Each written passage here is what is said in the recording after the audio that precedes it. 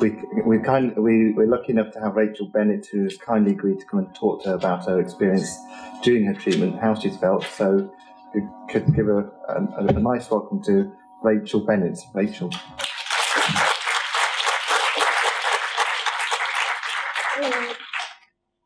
First of all, I'd like to thank Mr. Abdul for asking me to speak at this year's symposium.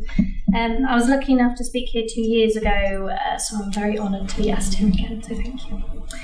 I first started experiencing symptoms of precancerous cells when I was in my second year of university. I was 20 years old at the time and shrugged it off to having a new relationship and perhaps even the stress of university. I attempted to just ignore the bleeding, as I couldn't think of anything worse than having to go to my doctor and admit I had a problem in such an intimate area of my body.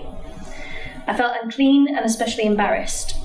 I still can't really explain why it took me 8 months to get the courage to visit my GP, but predominantly I felt it was down to my age, my immediate presumption that I was overreacting, and of course being very coy about my sexual health. Once checked out, my GP referred me to the hospital's colposcopy unit, claiming it was my contraceptive pill that was causing the bleeding. All the while, I had of course researched online what the symptoms could mean, and cervical cancer came up as the worst case scenario. Being a worrier myself, I immediately needed reassurance from the nurses at my appointment, and they all swore that it was very unlikely and I was too young for cervical cancer. When my results came through, they explained I had precancerous cells and that they needed removing through a loop cone biopsy, which would require me to be under general anaesthetic. I'd always dreaded being put under, and this certainly made me very uncomfortable. The surgeon on the day explained that, of course, the surgery was not mandatory, but there was a chance that if left untreated, the cells could turn cancerous. He explained how the surgery in particular could result in my future children being born premature, but not dramatically so, and I felt it was worth the risk. I received a letter in the post a couple of weeks later informing me to come to the hospital to discuss my results. Upon arrival, I was told that they'd found more than precancerous cells, and I'd been diagnosed with stage 1B1 cervical cancer. The surgeon went on to explain that my chances of survival were favourable, and the biggest threat was to that of my fertility. I'd always wanted children, but at the age of 21, it wasn't something I'd planned for in the near future. At that point, I was having to rely on strangers to save me from spending my youth on education, as opposed to what could have been my only chance to procreate. Luckily, every test that I needed to clear came back cancer-free. MRI was clear, pelvic lymph nodes clean, and finally, my radical trachelectomy showed my cervix was also free of cancer, and that my initial loop cone biopsy had actually removed all traces of cancer. My surgeon, Mr. Barley, tells me that I'm still able to conceive, but I can only give birth by caesarean. My chances of getting pregnant at all, however, have been reduced, and chances of miscarriage and premature birth have been increased. Psychologically, having cancer has affected me more than I like to admit. My GP told me last year that I should start having children, even though I was only 23, and hinted that I'm running out of time because of my surgery. The pressure to stop working on my career was then too much to bear. Luckily, after speaking to specialists on cervical cancer, I was set straight and told there was no urgency.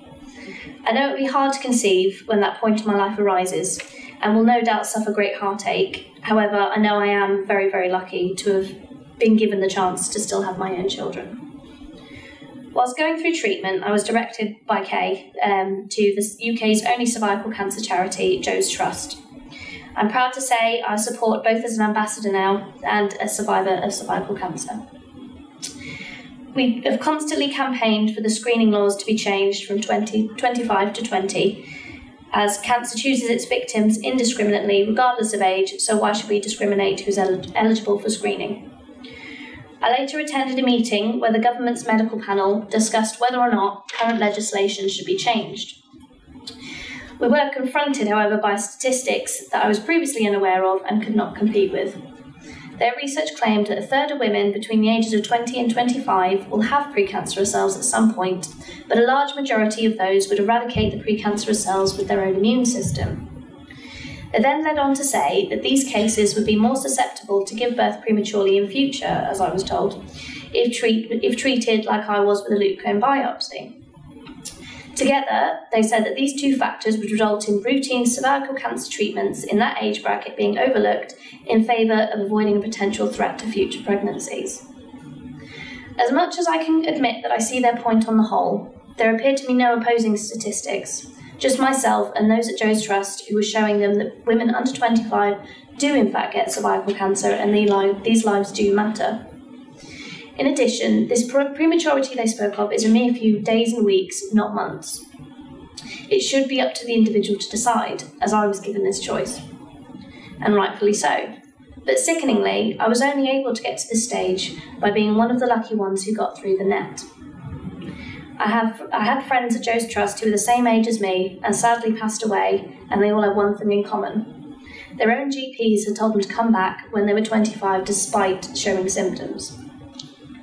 Had my GP said the same, I'm fairly confident I would not be here today. If the government refused to change the screening age, then they could at least allow women under 25 the chance to be screened if they're symptomatic or even if they're concerned.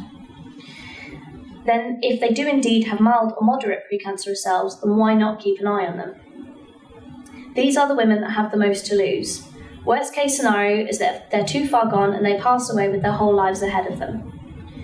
If lucky, they would, unfortunately, they lose their ability to have children before they even have a chance to plan for them. It appears completely unjust that these young women are being left out of something that could prevent their deaths or their loss of fertility. The HPV vaccine is without a doubt a modern triumph. The future is just a little bit brighter for women as future cervical cancer is one step closer to being eradicated completely. I would hope that these women are also being educated on what the vaccine is for and what it's helping to prevent. My biggest qualm with the education system was that I wasn't told of cervical cancer, the symptoms, nor how to prevent it by attending screenings. Perhaps this could have encouraged me to go to my GP sooner, or at the very least could have comforted me when I was completely unaware what was going on at my initial diagnosis. However, those too old for the vaccine and those too young to be screened will be ignored until the 18-year-olds of the first group to be injected become eligible for screening. This is my generation, my friends and my peers. I'm doing all I can to spread awareness to those who are still at risk, whilst encouraging women who are able to attend their smear that it truly is a gift. I wish I could have had that. Having said that, I'm truly thankful for the experience and also the skills of those who treated me. I cannot stress how lucky I am, and I think this knowledge will only make me fight harder. I'm able to talk to you now, yes, as a positive medical success story. But those we have lost, those who cannot speak, they still existed, and they should have had the right any 25-year-old had, the right to have cancer prevented. Thank you.